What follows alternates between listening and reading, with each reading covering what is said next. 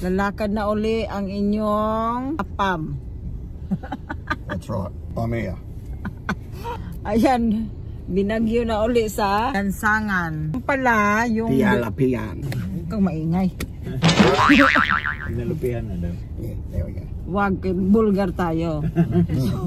So, yung dalawa nga palang tiningnan naming bahay, wala talaga kami napili doon. Hindi naman ibig sabihin ayaw namin yon. Kumbaga, yung isa talaga gustong gusto namin yung almost 500 square meter. Ang kaso, dahil medyo maliit yung lupa, dahil first of all, bago kami umuwi dito sa Pinas, nag-agree kami ni husband na kailangan pag nakabili kami ng lupa ay talagang malawak. Kumbaga makapagtanim ako ng mga gulay at saka mga kunting frutas para hindi mo na yun bilhin, di ba? At saka mahilig ako sa magandang garden kasi plantita nga ang iyong lola. Kailangan makapagtanim tayo ng magagandang halaman, magandang ating garden sa paligid ng ating bahay. Yan ang gusto ko.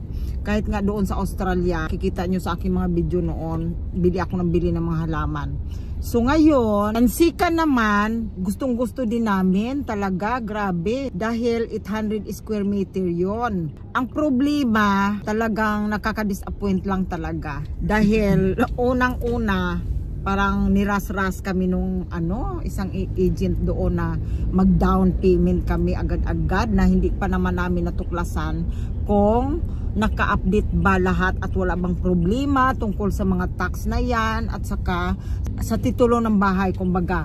Pero what I mean, para sa amin, wala namang problema sana kung may babayaran, kung hindi siya nakabayad ng kanyang tax noon. Dahil umano daw ay hindi daw nakadeclare yung bahay, kaya daw mababa yung kanyang binayaran.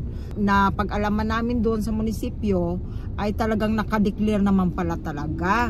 Hindi lang talaga nagbayad. So nandoon na nga tayo, no?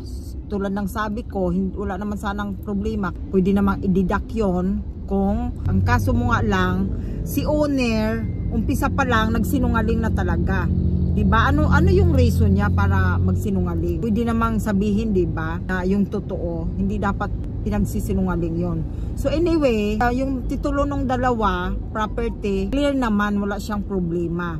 Yung first bahay na pinuntahan namin, siguro kung naging 1,000 square meter yon, talagang yun na talaga siguro ang mabili namin. Parang hindi na kami maghahanap pa, mag-alinlangan na maghanap pa ng iba. So ngayon, ano na naman kami sa iba dahil nga yung anak ko nagtingin-tingin din, tuloy-tuloy din ang tingin niya kasi gusto din niya talaga na i-push sa amin na makabili kami ng malawak na lupa. Dahil nga, siyempre, mas maganda naman talaga yon. Malawak yung lupa mo kasi pagbahay lang kasi, siyempre naranasan natin tumira sa maliit na bahay, parang nandyan na lang yung paikot-ikot, hindi ka na makalaba, hindi ka na pwedeng maghang backyard.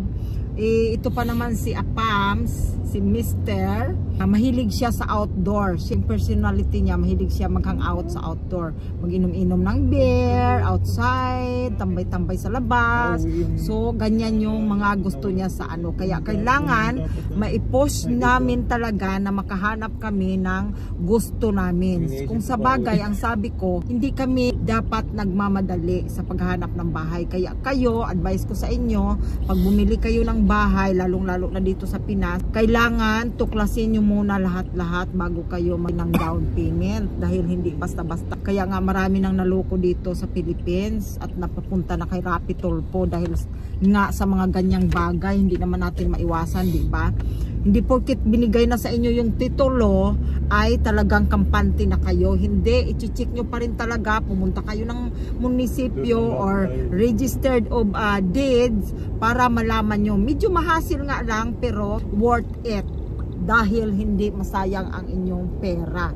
Kunting halaga lang naman ang babayaran nyo, nasa 300 something para ipacheck nyo kung clean ba yung tulo ng bahay. So ayun lang yung mga advice ko sa inyo. Ngayon pala, siyempre may bibistahin din kami. So bago ko i-video yon, yung makakasigurado na ako na talagang amin na talaga yon, yung bago ko yun upload sa aking Facebook. Abangan nyo ang susunod ng mga kabanata.